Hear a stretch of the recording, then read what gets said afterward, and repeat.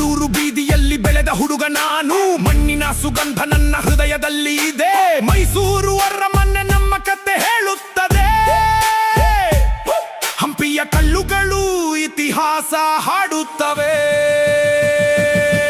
ನಮ್ಮ ಮಾತಿನಲ್ಲಿ ಸಿಹಿ ತುಂಬಿದೆ, ನಮ್ಮ ಹೃದಯದಲ್ಲಿ ಪ್ರೀತಿ ತುಂಬಿದೆ.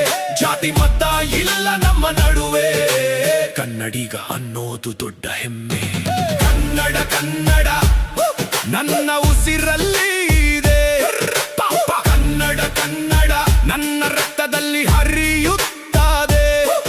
ಈ ನೆಲದ ಮೇಲೆ ನನ್ನ ಪ್ರತಿಯೊಂದು ಹೆಜ್ಜೆ, ಇದು ನನ್ನ ಜೀವನ, ಇದು ನನ್ನ ಗೆಲುವು.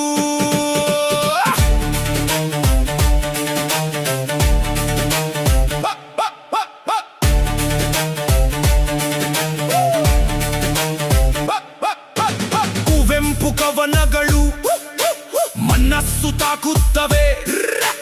ರಾಜಕುಮಾರ ಧ್ವನಿ ಹೃದಯದ